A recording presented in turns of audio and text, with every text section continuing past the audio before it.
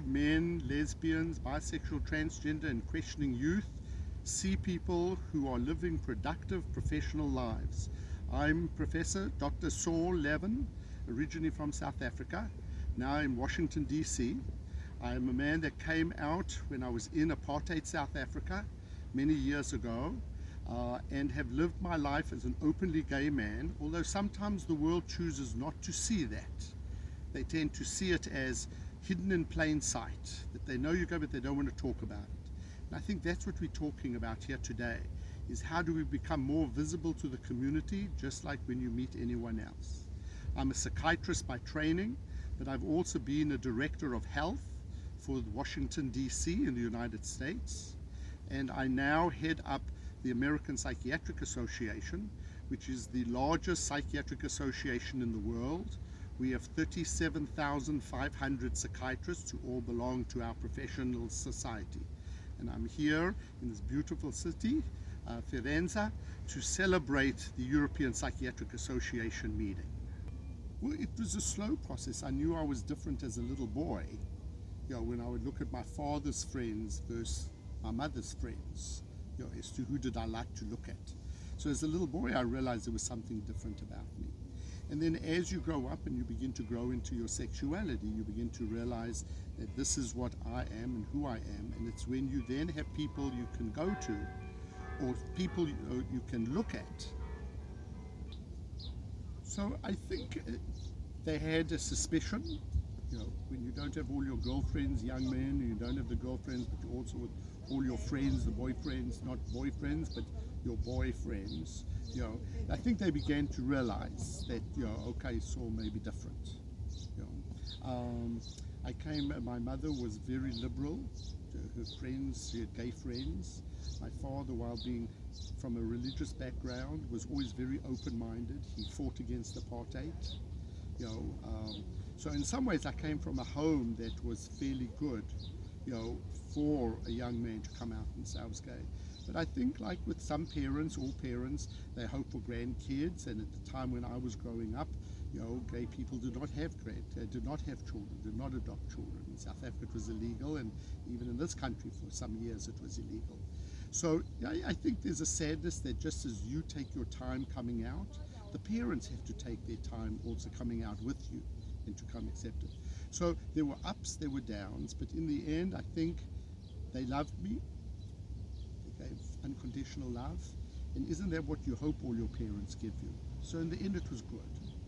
So I think you have to understand that coming out today is very different to coming out in the early 80s, you know, in South Africa, you know, and then in this country. So in some ways you come out to people you feel most comfortable with in the beginning, but today I think the younger LGBTQ person has at least a more open,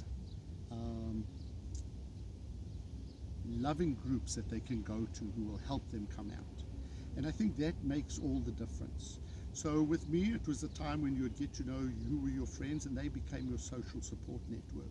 So it may have been small, it may have been a little large, but nothing like today where you can go and join organizations. And I think that's what I think you and me are hoping for Italy as well. You have the most amazing sculptures sitting here of beautiful, you know, marble men, women, and yet clearly one wonders if some of those sculptures were gay. And yet in their times they wouldn't be able to come out. Yet in today's times one wonders if they'd come out today. And I think that's what Italy has, this wonderful heritage, being the seat of art, you know, and architecture, that you would hope that they would also begin to see that diversity really helps both a country, a nation, but also for the individuals to become productive. You know, fighting for gay rights is an individual person's idea of what they would like to do.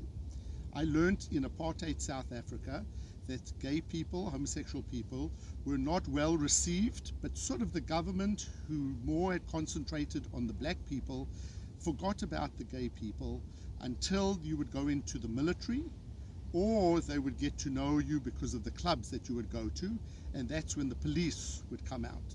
The apartheid government was a Dutch Calvinist government, so in some ways saw homosexuality LGBTs as not being part of what they believe their society should be. So I came out fairly slowly. I knew I was gay since I was 6 years old. I knew that there was something about me that was different, and in time you come out slowly as an adolescent, and then when you go into your adulthood, you then create relationships. And I think that's the good part of being able to come out today, is it's a lot easier because you have role models like many of the people you're seeing in this interview, and I think that's what's made it easy for me. Once I came to the United States, I came at the beginning of the HIV/AIDS epidemic, where clearly the gay and the gay members who were HIV was the largest population of HIV infection, and along with then the Haitians, the prostitutes. So it was once again a stigmatized group. So we had to fight, to get the services we needed. And as a psychiatrist, I realized if you do not have good mental health, you're not going to have good health, and vice versa. So if you had an illness like HIV, you knew you were going to have some depression and anxiety about your illness, and you needed to have people you could go and talk to.